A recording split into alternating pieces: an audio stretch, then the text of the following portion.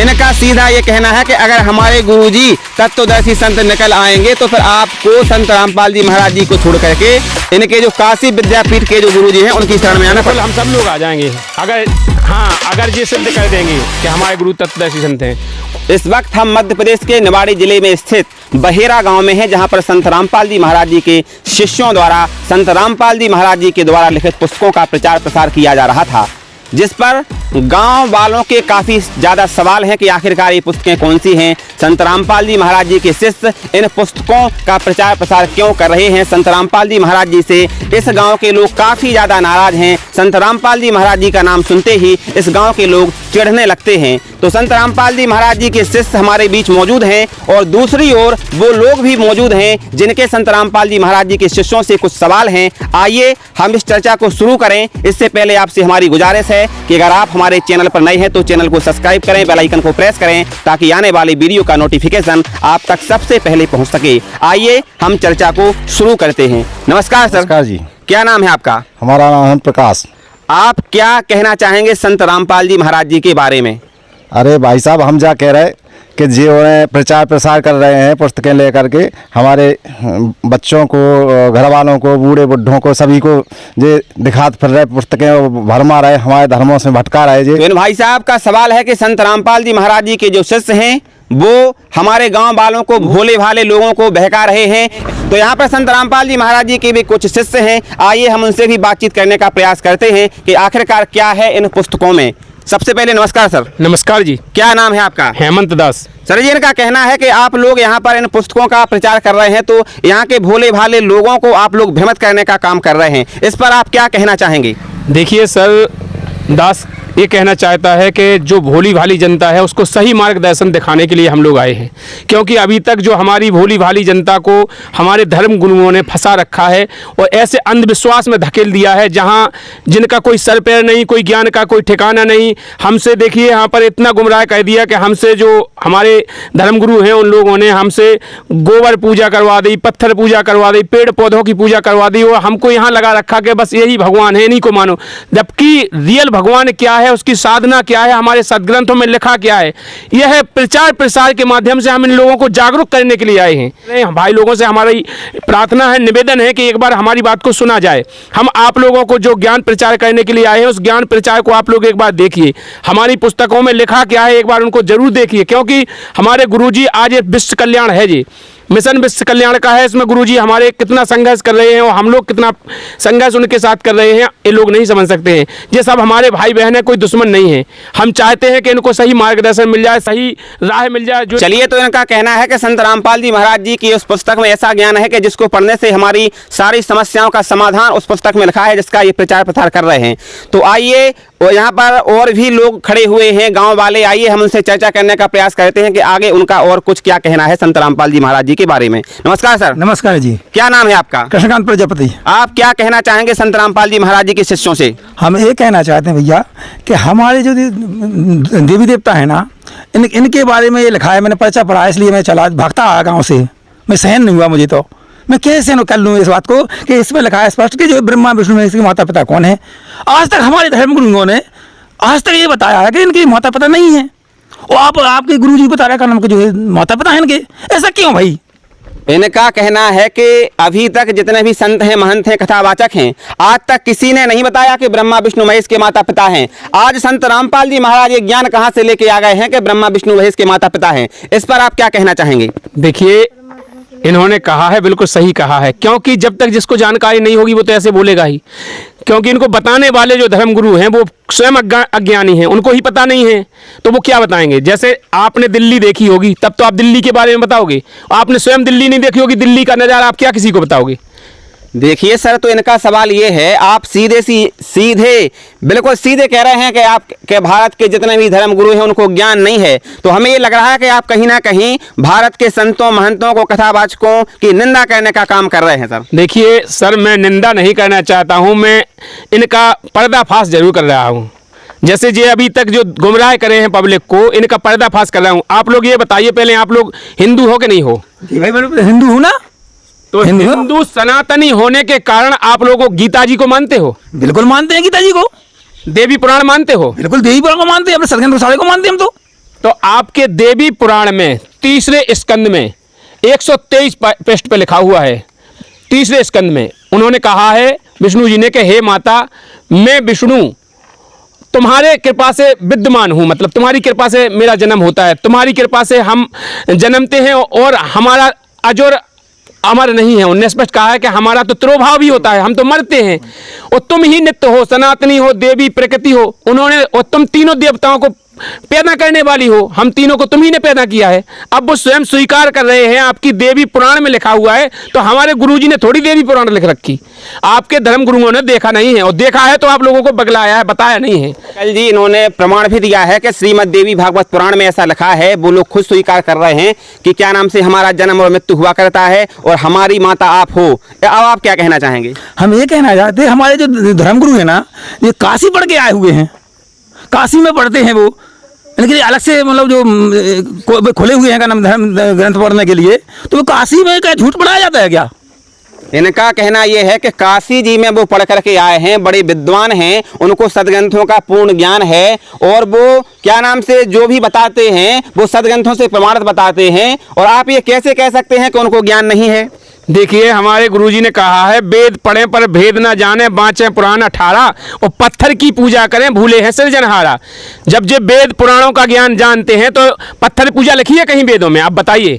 अगर पत्थर पूजा नहीं लिखी है तो फिर ये क्यों करा रहे हैं? पत्थर पूजा लिखी होगी तब तो ये पत्थर पूजा करा रहे हैं, क्यों सर, क्या कहना चाहेंगे आप? जी भाई, हमारे धर्मगुरु तो पत्थर में प्राण भी डालते हैं, प्राण प्रतिष्ठा होती है हमारे यहाँ। इनका कहना है कि हमारे जो धर्मगुरु हैं वो मूर्तियों में प्राण प्रतिष्ठा भी कह देते हैं, प्राण भी डाल लेते हैं। इस पर आप क्या कहना चाहेंगे? देखिए सर, इस बात पे मुझे थोड़ा बहुत तरस आ रहा है इन लोगों पे, क्योंकि इतने भोले हैं। ये बताइए, कहीं पत्थर में प्राण डल सकते हैं? देखिए, कहीं ना कहीं हम इतने नादान नहीं हो जाएं कि हमें यही पता न है कि पत्थर में प्राण, और अगर आपके जो धर्मगुरु है पत्थर में प्राण डाल सकते हैं तो फिर जो लोग मरते हैं उनमें क्यों प्राण नहीं डलवा देते हैं? वो मर जाते हैं, उनमें प्राण डलवा दो, क्यों मरने देते हैं उन्हें, क्यों जला देते हैं आप लोग? उनमें प्राण डलवा दो, उनको बुलवा के, जो कुछ खर्चा लगे हम लोग लगा देंगे, डलवाओ एक आदमी प्राण। बताइए, आप आपके धर्मगुरु अगर प्राण डालते हैं, देखिए आप लोगों को गुमराह किया जा रहा है, बिल्कुल आप लोगों को ठगा जा रहा है, अंधविश्वास में धकेला जा रहा है, आपको सद्भक्ति मार्ग से दूर किया जा रहा है, क्योंकि सद्भक्ति मार्ग में जो लिखा है उससे ये पंडितों की रोजी रोटी बंद हो जाएगी आपकी। इसलिए आप लोगों से प्रार्थना है कि एक बार इस ज्ञान को जरूर पढ़ लें। इसमें लिखा है, जो आप साधना करते हैं, तो गीता जी के अध्याय 16 के श्लोक नंबर 23 में कहा है कि जो पुरुष शास्त्र विधि को त्याग कर अपनी इच्छा से मनमाना आचरण करते हैं, ना तो उनका मोक्ष होता है, ना गति होती, ना किसी प्रकार का सुख होता है। आप लोग मनमाना आचरण कर रहे हैं, आप लोग कोई प्रमाणित ज्ञान नहीं है आपके पास।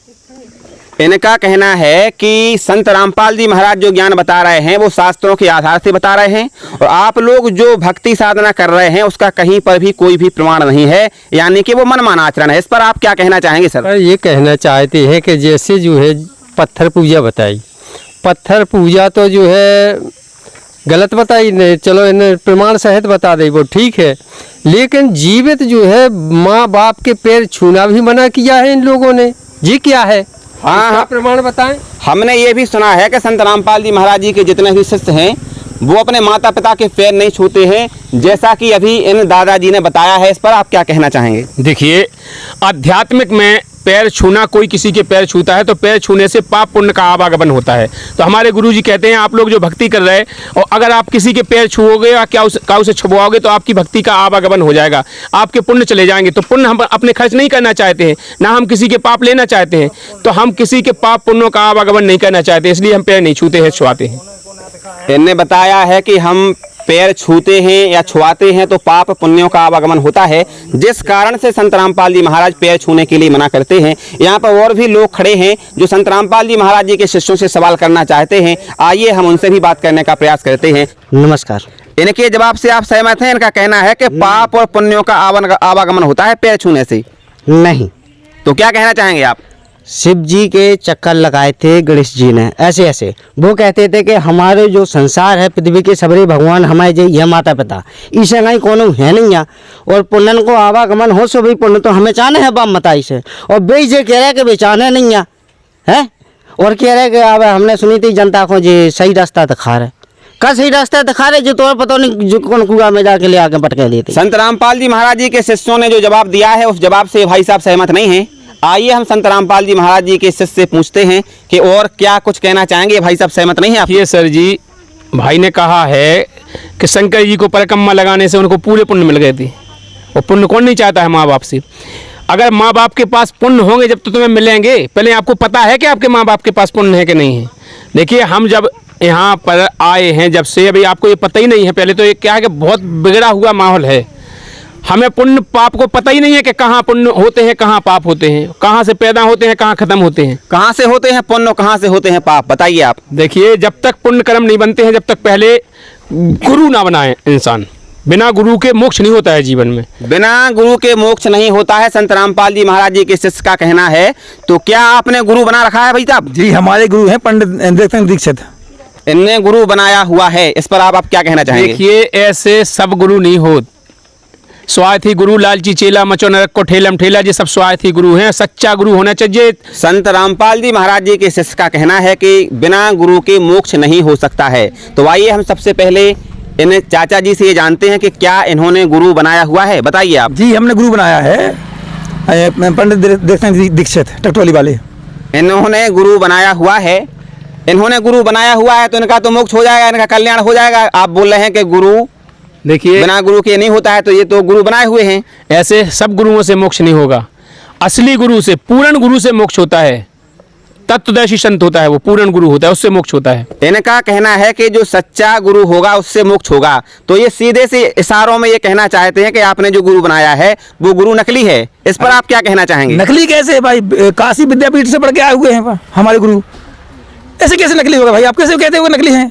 इनका कहना है कि वो काशी जी किससे पढ़ के आए हुए हैं, और आप कह रहे हो नकली है। कैसे कह रहे हो आप? देखिए असली नकली के लिए अपने ग्रंथों में प्रमाण है। अपने गीता जी के अध्याय 15 से 1 से 4 तक सदगुरु की पहचान बताई है कि जो सदगुरु होगा, जो इस संसार रूपी, उन्होंने कहा है अर्जुन, इस संसार रूपी वृक्ष को, पीपल का पेड़ जान, जो संसार रूपी वृक्ष को जड़ से लेके पत्ते तक बता देगा, वही तात्पर्य को जानने वाला, वही तत्वदर्शी संत होगा। इनसे पूछिए, इनके गुरुजी ने बताया है कि संसार की रचना बताई कि ये संसार रूपी रचना कहाँ से हुई है। जहाँ पर हमारे गुरुजी बताते हैं अक्षर पुरुष पेड़ है, निरंजन बाकी डार, और तीनों देवा शाखा है, पात रूप संसार। तो आपके गुरुजी सच्चे हैं? हाँ बिल्कुल सच्चे हैं। तो फिर जो नकली गुरुओं से काम नहीं बनेगा, यानी कि आप ये कहना चाहते हैं कि इनने जिन गुरु से नाम दीक्षा ले रखी है वो व्यर्थ है, उनके बताए अनुसार साधना करने से कोई लाभ नहीं होगा, आप ये कहना चाहते हैं? बिल्कुल बिल्कुल सही कह रहे हैं आप।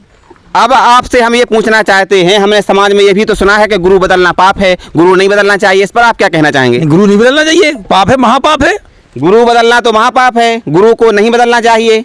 देखिए अगर हमें कोई बीमारी हो जाती है, हम अपने गांव के डॉक्टर को दिखाते हैं पहले, अगर वो ठीक नहीं कर पाता है तो शहर के डॉक्टर के पास जाते हैं, और वो ठीक नहीं कर पाता है तो और बड़ी जगह अस्पताल में जाते हैं। तो हमें जब तक बीमारी हमारी ठीक नहीं होगी तो क्या हम डॉक्टर नहीं बदलेंगे? बिल्कुल बदलेंगे। क्यों बदलेंगे? नहीं, डॉक्टर तो बदलेंगे, लेकिन गुरु नहीं बदलेंगे। गुरु कैसे बदलने भाई? काशी विद्यापीठ वाले हमारे गुरु। उनका कहना है कि हम डॉक्टर तो बदल सकते हैं लेकिन गुरु नहीं बदल सकते, गुरु बदलना तो महापाप है। देखिए भैया, हमें जो रोग लगा हुआ है वो हमारी डॉक्टरी भाषा में हम समझा रहे थे। इसी तरह हमें जन्म मरण का रोग लगा है, उस जन्म मरण के रोग से हमें छुटाने वाला वो पूर्ण गुरु ही छुटा सकता है, बाकी किसी के बस की बात नहीं है। क्योंकि स्वार्थी गुरु, लालची चेला, मचो नरक को ठेलम ठेला, यहाँ पर सब जितने पाखंडी गुरु हैं सब नरक में ले जाने वाले गुरु हैं। पूर्ण गुरु से मोक्ष होगा। और पूर्ण गुरु है संत रामपाल जी महाराज जी, आप कहना चाहते हैं? बिल्कुल पूर्ण गुरु संत रामपाल जी महाराज जी ही है। देखिए सर, हमने ये सुना है, जैसे मान लो जो जिस भी गुरु का चेला होता है उसकी तारीफों के वो पुल बांधता है। आप भी बांध रहे हो, अलग से क्या कह रहे हो आप? अब इनसे हम कहेंगे तो ये अपने गुरुजी की तारीफों के पुल बांधेंगे। आपके गुरुजी भी तो बढ़िया हैं। अरे हमारे गुरु काशी विद्यापीठ वाले हैं, ऐसे थोड़ी हैं, मामूली थोड़ी हैं भाई। देखो ऐसे वैसे 11 नथु खेला थोड़ी हैं। इनके गुरुजी भी काशी विद्यापीठ से पढ़ करके आए हैं। इनका भी दावा है कि हमारे गुरुजी सच्चे गुरु हैं और उनकी शरण में आप आ जाओ। आप इनसे क्या कहना चाहोगे? अरे हमारे गुरु की शरण में आओ, काशी विद्यापीठ में कहाँ गुरु ने चक्कर में पड़े हैं? ऐसे गुरुओं के चक्कर में कि जो कहते हैं क्या नाम का जो है शेरा वाली माता का पति है, बताइए भाई। ऐसे हमने कभी सुना ही नहीं है भाई, ऐसा मैं नहीं कह सकते आप भाई। आप हमारे भाई हो, इसलिए मैं बोल रहा हूँ आपसे, मतलब आप समझ लीजिए भाई। इनका कहना ये है कि आप संत रामपाल जी महाराज जी को छोड़ दो, हमारे जो काशी जी से जो पढ़ के आए हैं उनसे नाम दीक्षा ले लो तो आपको कल्याण हो जाए। देखिए कल्याण पहले जानत हो कि कल्याण बहुत का है, कल्याण को मतलब जानत का हो। हमने आपको ग्रंथ में बताया, आपके गुरुजी कहीं भी ग्रंथ में बता दे कि इस मोक्ष, आपके गुरुजी कौन सा मंत्र देते हैं मोक्ष मार्ग का, बताइए आप। देखो मंत्र होता है गुप्त, वो तो कोई बताता नहीं है, हम बता देते हैं इनके गुरुओं के मंत्र। हाँ बताओ। इनके गुरुओं के मंत्र हो तो ओम नाम देत को राधे राधे देत को ओम नमः शिवाय देत को ओम नमो भगवते वासुदेवाय देत को हरे राम देत, जे मंत्र देत इनके हो। जबकि जे सबरे मंत्र हैं एक गायत्री मंत्र दे, ये सबरे मंत्र नहीं है, मोक्ष मार्ग के मंत्र नहीं है, ये सब तो फालतू आडंबर हैं जी। इनका कहना है कि आप जो भी आपके गुरुजी ने आपको नाम दे रखा है जपने के लिए, उसका कहीं भी किसी भी शास्त्र में प्रमाण नहीं है। तो आप इनसे अब अगला सवाल क्या पूछना चाहेंगे? अरे हमारे गीता जी प्रमाण है, मुझे गुरु जी ने मंत्र दिया है, गीता जी हमने देखा है, उसमें प्रमाण है भाई। क्या है आपके गुरुजी ने कौन सा प्रमाण बताया? उनका दिया है, वो मंत्र दिया है उन्होंने, हमने बता देता हूँ। भैया बात में आ गई, हमने जो आपसे कही थी निराकार है ना। ओम ओम नाम देते हैं। गीता अध्याय 8 के श्लोक नंबर 13 में जो इन्होंने कहा है ओम इति एकाक्षरम ब्रह्म ब्राह्मणम मानसरम, जो मंत्र है जो देते हैं वो ब्रह्म तक की साधना देते हैं। और ब्रह्म तले जाने वाले फिर अध्याय 8 के श्लोक नंबर 16 में फिर कहा है कि ब्रह्म तक की गए हुए प्राणी लौट के पुनः जन्म मृत्यु में आते हैं। तो भैया भी तो पुनः जन्म मृत्यु में फंसे, उनको मोक्ष कहाँ होगा? हमें बताओ, आपकी गीता जी कह रही। संत रामपाल जी महाराज जी के शिष्य का कहना है कि ओम नाम से जो हमें गति मिलती है ब्रह्मलोक, और ब्रह्मलोक में जाने के बाद भी हमारा जन्म मरण बना रहता है, यानी कि हमारा मोक्ष नहीं होता है। अब आप क्या कहना चाहेंगे? भाई हम कैसे मान लें, चलो प्रमाण नहीं मिले, हम कैसे मान लें? अभी तक तो हमें इतने धर्मगुरु हुए हैं और जिनसे हमें सब जगह बहुत हमने कथाएं सुनी हैं, अभी तक बहुत से धर्म गुरुओं की, जब हमने गुरु बनाया तो पक्का बनाया है, क्योंकि ओम मंत्र होता है ना सबसे बड़ा मंत्र है। इनका कहना है कि ओम नाम से बड़ा तो कोई नाम ही नहीं है, ओम से बड़ा तो कोई मंत्र ही नहीं है। देखिए, ओम नाम मैंने बताया है ब्रह्म तक की साधना है, उसने स्वयं स्वीकार की है कि वो ब्रह्म है, जो ज्योत निरंजन, जो निराकार आप कह रहे हैं, निराकार ज्योत निरंजन तक की साधना है। ये तो बता रहे हैं कि ब्रह्म से भी कोई बड़ा भगवान है। जी कहाँ नए नए कहाँ से आ गए भाई? भैया गीता जी से बता रहे हैं, आपकी गीता जी में प्रमाण है। मैं आप हमारे गुरुजी ने घर से नहीं बना दिया जी भगवान। चलिए सबसे पहले हम इनसे जानने का प्रयास करते हैं कि आप क्या गीता जी में लिखी हुई बातों को सच मानते हैं? नहीं, गीता में जो लिखा है वो तो हम मानेंगे भाई। तो अब आप ये बताइए कि गीता जी में कहाँ पर लिखा है कि ब्रह्म से भी कोई बड़ा भगवान है? जो आप बता रहे हो कि 3 पुरुष हैं, फलाना है, ढकाना है, बताइए कहाँ लिखा है? गीता अध्याय 15 के 16-17 में 2 पुरुष बताए हुए हैं, क्षर पुरुष और अक्षय पुरुष, और परम अक्षय पुरुष इति उनने स्पष्ट कहा है, उत्तम पुरुष तू अन्य परमात्मा इति उदाहरते, वो परमात्मा तो कोई और है जिसकी शरण में जाने के बाद गीता अध्याय 18 के श्लोक नंबर 62 में कहा है कि हे अर्जुन, उस परमेश्वर की शरण में जा जिसकी कृपा से सनातन धर्म और शाश्वत धाम को प्राप्त होगा। आप भगवान की बात कर रहे हो कि ब्रह्म से भी बड़ा भगवान है, तो वो भगवान कौन है? उसका मंत्र क्या है? उसको कैसे प्राप्त किया जा सकता है? आप इतना जानते हो शास्त्रों के बारे में, तो बताओ। देखिए, विद्वान हमारे संत रामपाल जी महाराज जी हैं, पूर्ण परमात्मा के अवतार हैं, उन्होंने ही प्रमाणित करके बताया है, अपन तो केवल उनकी बोली हुई वाणी बताते हैं। जो संत रामपाल जी महाराज जी ने कहा है, गीता अध्याय 17 के श्लोक नंबर 23 में कहा है कि ओम तत्सत इति निर्देश त्रिविध, 3 प्रकार से उस मंत्र का जाप करने से वो तत्वदर्शी संत देगा। उस तत्वदर्शी संत के बारे में पहले देखो, जब तक तत्वदर्शी संत की शरण में नहीं जाएंगे जब तक कल्याण नहीं होगा। तो संत रामपाल जी महाराज जी के शिष्य का कहना है कि अगर आपको उस परमात्मा को प्राप्त करना है तो तत्वदर्शी संत की शरण में जाना पड़ेगा। अब आप क्या कहना चाहेंगे? तो हमारे गुरु भी तो तत्वदर्शी संत हैं, काशी विद्यापीठ से पढ़ के आए हुए हैं, ऐसे वैसे गुरु थोड़ी है हमारे, तत्वदर्शी संत है वो। इनका कहना है कि हमारे जो गुरुजी हैं वो भी तत्वदर्शी संत हैं और काशी विद्यापीठ से पढ़ करके आए हैं। तो अब आप क्या कहना चाहेंगे? देखिए, तत्वदर्शी संत की पहचान बताई है अपनी गीता जी में। हमने कहा है गीता अध्याय 15 से 104 तक पूरी पहचान बताई है। 1 मिनट सर, हम आपको रोकना चाहेंगे। सबसे पहले हम आपसे ये पूछना चाहते हैं कि जो ये तत्वदर्शी संत की पहचान गीता जी में बता रहे हैं, क्या आप गीता जी में मानोगे? हाँ, गीता तो प्रमाण तो मानेंगे भाई। अगर वो पहचान आपके गुरु पर लागू होगी तो आपके गुरु तत्वदर्शी संत कहलाएंगे। अगर इनके गुरुजी संत रामपाल जी महाराज जी पर वो पहचान लागू होगी तो इनके गुरुजी तत्वदर्शी संत कहलाएंगे। ये बात को आप मानोगे? मैं एक बात की, अगर हमारे गुरु जी प्रमाण हो गया सत्य, तो हमारे गुरु की शरण में आना पड़ेगा आपको। अब आप क्या कहना चाहेंगे? इनका सीधा ये कहना है कि अगर हमारे गुरुजी तत्वदर्शी संत निकल आएंगे तो फिर आपको संत रामपाल जी महाराज जी को छोड़ करके इनके जो काशी विद्यापीठ के जो गुरुजी हैं उनकी शरण में आना पड़ेगा। बिल्कुल, हम सब लोग आ जाएंगे अगर ये सिद्ध कर देंगे कि हमारे गुरु तत्वदर्शी संत हैं, और हम आप सिद्ध कर रहे हैं जो अपनी गीता जी के द्वारा हमारे गुरुजी अगर सिद्ध हो गए तत्वदर्शी संत, तो इन सब लोगों को हमारे गुरुजी की शरण में आना होगा। इनका आपकी बात मानने के लिए ये तैयार हैं कि अगर आपके गुरुजी तत्वदर्शी संत निकल आए गीता जी के हिसाब से तो हम सभी लोग आपके गुरुजी से नाम दीक्षा ले लेंगे। और इनका ये भी कहना है कि अगर हमारे गुरुजी तत्वदर्शी संत निकल आएंगे गीता के अनुसार तो आप लोगों को भी संत रामपाल जी महाराज जी से नाम दीक्षा लेनी पड़ेगी। अब आप बताइए क्या कहेंगे? देखो भाई, देखो गीता की तो गीता जी को मानते हैं और मैंने गीता जी से गीता के अनुसार हमने अपने गुरु जी से दीक्षा ली है। अगर हमारे गुरु सत्य निकले तो फिर कल्याण का इस मतलब है। तो हम अपने इनको हमारे गुरु की शरण में आना पड़ेगा, और हमें तो कल्याण से मत लगाई, और अगर इनके गुरु सही निकले तो हमें क्या दिक्कत भाई, हम भी आ जाएंगे, लेकिन प्रमाण देना पड़ेगा। वो भी ये तो हम संत रामपाल जी महाराज जी के शिष्य से बात करते हैं और जानते हैं कि गीता जी में कहाँ पर प्रमाण है कि तत्वदर्शी संत की क्या पहचान है, और वर्तमान में तत्वदर्शी संत रामपाल जी महाराज ही हैं। इस पर हम संत रामपाल जी महाराज जी के शिष्य से गुजारिश करते हैं कि आप बताएं कहाँ पर वो प्रमाण है। गुरुजी ने गीता अध्याय 15 का श्लोक नंबर 16 और 17 इसमें बताया है, अक्षय पुरुष पेड़ है, निरंजन बाकी डार, और तीनों देवा शाखा है, पात रूप संसार। जो यहाँ से यहाँ तक का ये पेड़ है, और ये निरंजन यहाँ पर डार, और तीनों देवा ये शाखा हैं, वो हम पात रूप संसार। और इस पेड़ की अभी तक हम जो पूजा कर रहे हैं तो ब्रह्मा विष्णु महेश तक की कर रहे हैं। तो जो संसार रूपी रचना बताई आज तक हमें किसी ने नहीं बताया, और अगर हम ब्रह्मा विष्णु महेश की पूजा करेंगे, जड़ हमारी सूख जाएगी तो हमारा पेड़ सूख जाएगा। तो इसलिए हमारे गुरुजी ने कहा है कि इसकी हम जड़ की पूजा करेंगे। तो यहाँ पर देखिए आगे हम इसी पेड़ को बताते हैं। देखिए इसको केवल इतना करना है, अभी तक अपन ब्रह्मा विष्णु महेश की से पूजा कर रहे हैं, तो इनकी पूजा करेंगे तो हमारी जड़ में पानी नहीं जाएगा। और जड़ हमारा मूल कौन है, मूल के लिए यहाँ पर बताया अपने शास्त्र के अनुसार। देखिए यहाँ पर ये लिखा हुआ है,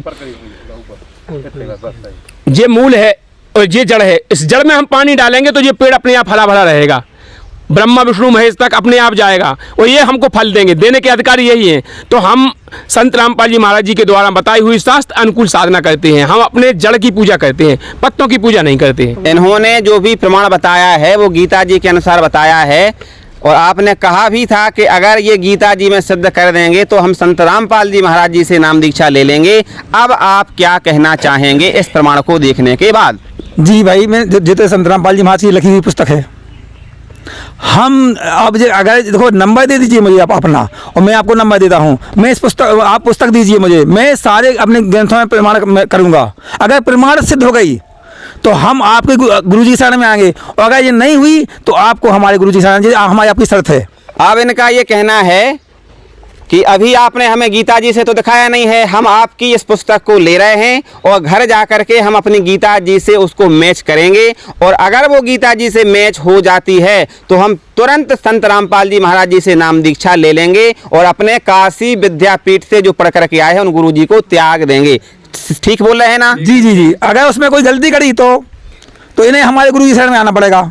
बिल्कुल। ये देखो, ये हमारा आपका वादा होना चाहिए, दोनों तरफ से होना चाहिए, पक्का वादा होना चाहिए। चलिए सर जी, तो इनका कहना है कि मैं घर जाकर के अपनी गीता जी से मिलाऊंगा, अगर वो बात जो तत्वदर्शी संत के बारे में आपने बताया है अगर वो गीता जी में मैच कर जाती है तो मैं संत रामपाल जी महाराज जी से नाम दीक्षा ले लूंगा, और अगर ये बात वहां पर मैच नहीं करती है तो फिर आपको इनके काशी वाले जो गुरुजी हैं विद्यापीठ से पढ़ करके आए हैं उनसे आपको नाम दीक्षा लेनी पड़ेगी। जी सर, बिल्कुल मैं तैयार हूँ। ये पुस्तक को ले जाइए, इस पुस्तक को आप पढ़िए और अपनी गीता जी से मिलाइए, और एक नहीं जितने प्रमाण हैं उन सभी प्रमाणों को मिलाइए। गीता जी के पूरे प्रमाण दिए हुए हैं। हमारा जैसे गीता अध्याय 18 का श्लोक नंबर 62 हमने आपसे बोला, उसको मिलाइए। गीता 4 का अध्याय 4 का 34 मिलाइए, और जो अभी तक तुम जो साधना कर रहे थे इसके बारे में भी लिखा है। गीता अध्याय 9 के श्लोक नंबर 25 में लिखा है सतगुरु रामपाल जी भगवान जी की हो। गीता अध्याय 9 के श्लोक नंबर 25 में लिखा है कि जो तुम जो साधना कर रहे हैं, भूतों को पूजते हो तो भूत बनोगे, पितरों को पूजोगे तो पितर बनोगे, देवताओं को पूजने वाले देवगति को जाने के बाद पुनः जन्म मृत्यु में आते हैं, तो और मेरा पूजन करने वाले मुझे प्राप्त होते हैं। तो आप इसको भी मिला लेना। अभी तक जो आप पूजाएं कर रहे हैं, ये सब भूत पूजा कर रहे हैं, शास्त्र के विरुद्ध साधना कर रहे हैं, और शास्त्र के अनुकूल साधना करने के लिए अपन को तत्वदर्शी संत की शरण में जाने के बाद जो वो मंत्र देगा उससे तेरा कल्याण होगा। गीता जी में लिखा है, गीता 4 के 34 में। दोस्तों, ये डिबेट यहीं पर समाप्त होती है। आपको ये वीडियो कैसा लगा कमेंट बॉक्स में अपनी राय जरूर दें। अगर आप हमारे चैनल पर नए हैं तो चैनल को सब्सक्राइब करें, बेल आइकन को प्रेस करें ताकि आने वाली वीडियो का नोटिफिकेशन आप तक सबसे पहले पहुंचता रहे। इस वीडियो में इतना ही, मिलते हैं अगले वीडियो में, तब तक के लिए नमस्कार।